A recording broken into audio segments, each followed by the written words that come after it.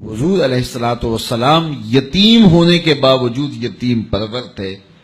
اور بیواؤں کے کام آتے تھے، ان کا سامان اٹھا کے ان کے گھر تک پہنچا آتے تھے، ان کی ضروریات کو پورا کرتے تھے۔ یہ حضور علیہ الصلوۃ والسلام کا انداز زندگی تھا، اور یتیم کی کفالت کرنے والے کو اپنا ساتھی قرار دے دیا، بلکہ یہاں تک ارشاد فرما دیا کہ جب تمہارے بچے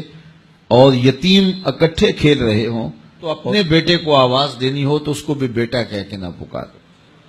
تاکہ یتیم کا دل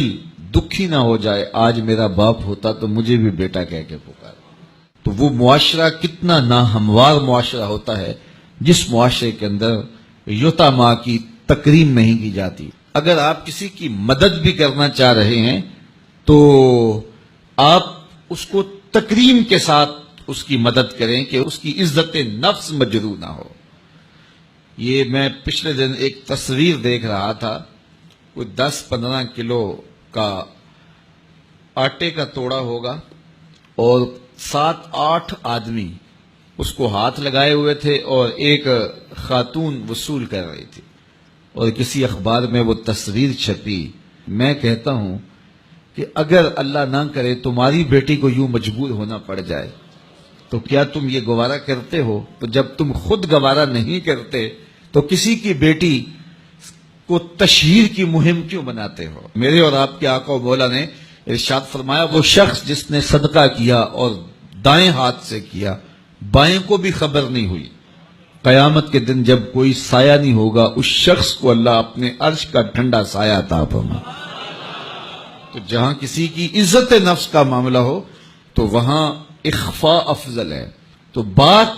یتیم کی، لاچار کی، غریب کی، پریشان حال کی، آشفتہ سر کی مدد کی نہیں ہے، بلکہ اس کی تکریم کی ہے۔ تو قرآن نے کہا کلا بل لا تکرمون الیتیم، تمہاری پسماندگی اور ذلت اور بے چینی، رسوائی اور رحمت الہیہ سے محرومی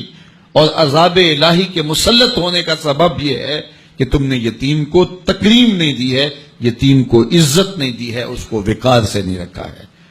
تو یتیم کی کفالت کا درس دیا تو سورہ ماعون کے اندر اللہ تعالیٰ نے فرمایا فَذَلِكَ الَّذِي يَدُعُّ الْيَتِيمَ وَلَا يَحُضُّ عَلَىٰ طَعَامِ الْمِسْكِينِ،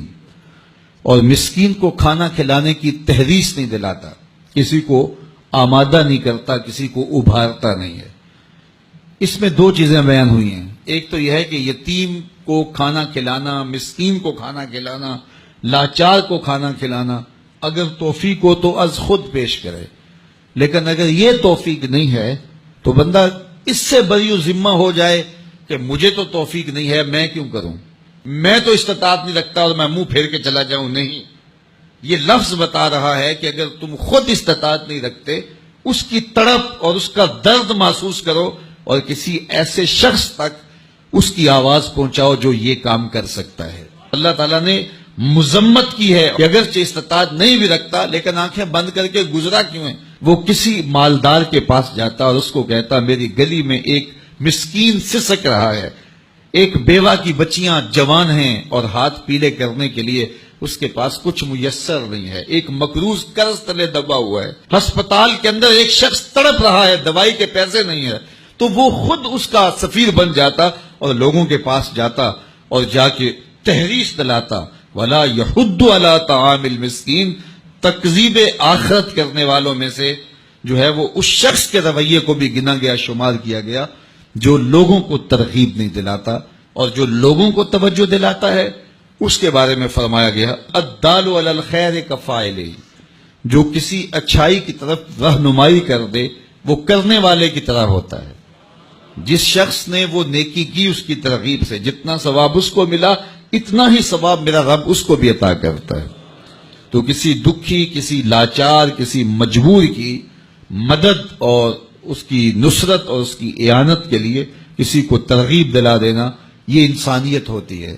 اور بس اپنے آپ کو اس سے مطمئن کر لینا کہ میں اس پوزیشن میں نہیں ہوں اور گزر جانا، تو معاشرے کے پھر دکھ کون بانٹے گا؟ اس لیے پورا معاشرہ ایک دوسرے کے درد اور دکھ بانٹنے کے لیے جب باہم کھڑا ہوگا تو معاشرے کے درد اور معاشرے کے دکھ ختم ہو جائیں گے۔